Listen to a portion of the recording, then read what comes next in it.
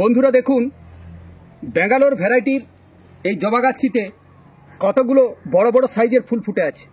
ফুলের সাইজ দেখুন। আর এই যে গাছটি দেখুন, এই গাছে পাতার সংখ্যা কম, কিন্তু ফুলের কুড়ির সংখ্যা প্রচুর।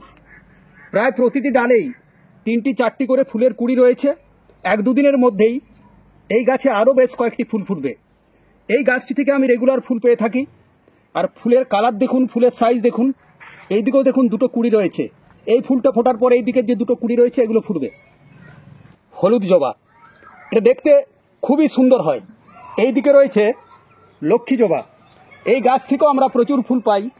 আমার বাড়ির যে পুজোর ফুলের প্রয়োজন হয়, সেই ফুলের প্রয়োজনীয়তা এই গাছ থেকে আমরা পূরণ করে নিই। এছাড়া এইদিকে দেখুন, যেটাকে আমরা বলি লঙ্কা জবা, এই গাছটি সদ্য আমি লাগিয়েছি। এই গাছেও দেখুন ফুল আসছে। আর এই যে ছোট্ট গাছটি রয়েছে, এই গাছেও দেখুন প্রচুর কুড়ি এসেছে। পাতা কিন্তু একদম সবুজ। এছাড়া আমার জবা গাছের কুড়ি ঝরেও পড়ে যায়নি। এই ধরনের ফুল পাওয়ার রহস্য কী, আজ আমি আপনাদের সঙ্গে বিস্তারিত আলোচনা করব। আর আমি কি ধরনের খাবার প্রয়োগ করে থাকি, যার ফলে আমি এত বড় সাইজের জবা ফুল পাই। আর এই দিকে দেখুন, এই যে গোলাপের গাছগুলো রয়েছে, এই গাছগুলোও দেখুন গাছ ভরে কুড়ি রয়েছে। এছাড়া বেশ কিছু ফুল অলরেডি ফুটেছে। গোলাপ গাছের যত্ন পরিচর্যা সংক্রান্ত ভিডিও আমার চ্যানেলে রয়েছে, আপনারা চ্যানেল ভিজিট করে অবশ্যই সেই ভিডিওটি দেখে নেবেন। নমস্কার বন্ধুরা, আপনারা দেখছেন আপনাদের অতি প্রিয় গার্ডেনিং বিষয়ের YouTube channel versatile gardener, unique idea of gardening.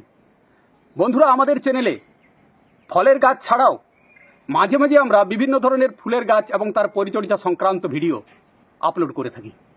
আজকে সেই সংক্রান্ত ভিডিও, এবং এই সময় আমার মনে হয়েছে যে যারা ছাদ বাগানে বিভিন্ন ধরনের গাছ করেন, ফলের গাছ ছাড়াও প্রচুর ফুলের গাছ করে থাকেন, তাই আজকে এই ভিডিওটি নিয়ে আমি আপনাদের সামনে উপস্থিত হয়েছি।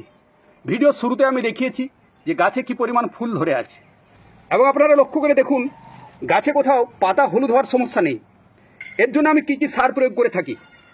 দিন 3 আগে এই গোলাপ গাছ এবং জবা গাছে আমি মিশ্র জৈব সার প্রয়োগ করেছি। তাতে আমি ব্যবহার করেছি হাড়ের গুঁড়ো, শিংকুচি, ভার্মি কম্পোস্ট, এছাড়া সর্ষের খোল, বাদাম খোল, নিম খোল, এই ধরনের জৈব খাবার। আর আজকের ভিডিওতে আমি দেখাবো এক অত্যন্ত শক্তিশালী তরল খাবার, কিছু রাসায়নিক এবং জৈব এই বস্তুর মিশ্রণ। এখানে মূলত আমি 3টি পদার্থ ব্যবহার করব, এবং আপনাদের সেই সার তৈরি করে গাছে প্রয়োগ করে দেখাবো।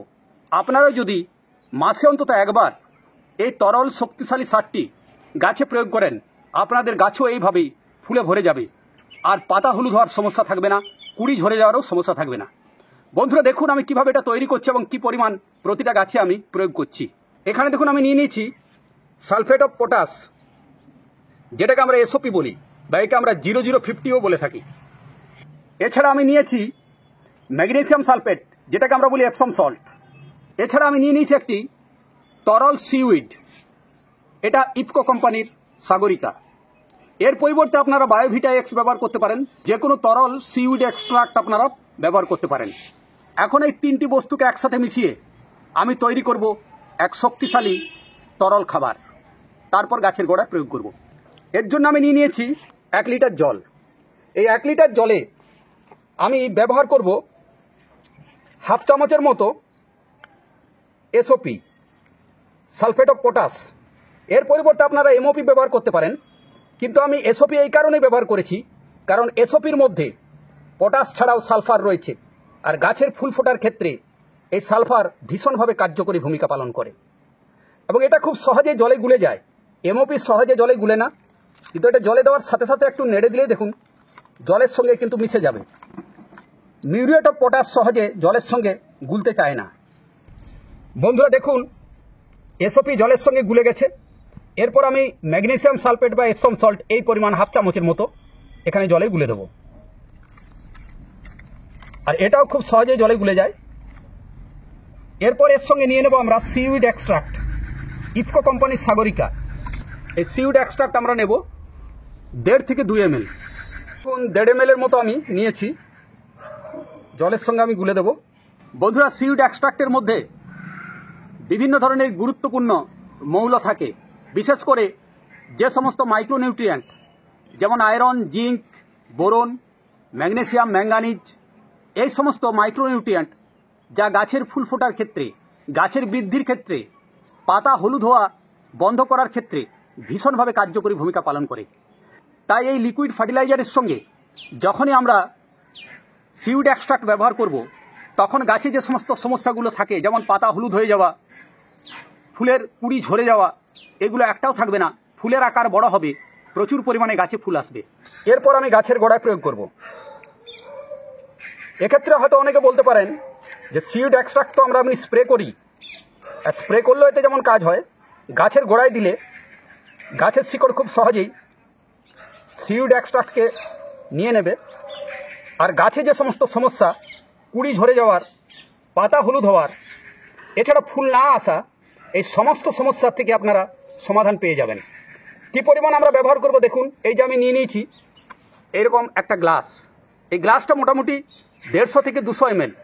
এই ধরনের গাছের ক্ষেত্রে আমরা এই পরিমাণ ব্যবহার করব।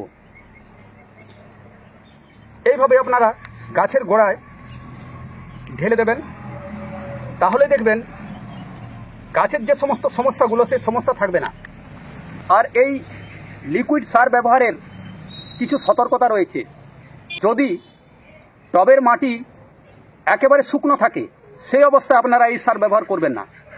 টবের মাটি একটুখানি ভিজে অবস্থাতে আপনাদের এই সারটা ব্যবহার করতে হবে। আর এই সারটা আপনাদের ব্যবহার করতে হবে মাসে 2 বার।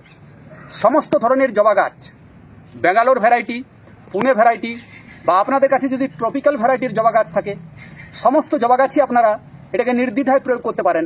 এছাড়া বিভিন্ন ধরনের যে গোলাপের গাছ রয়েছে, সেই গোলাপ গাছও আপনারা এটাকে ব্যবহার করে ভালো রেজাল্ট পাবেন।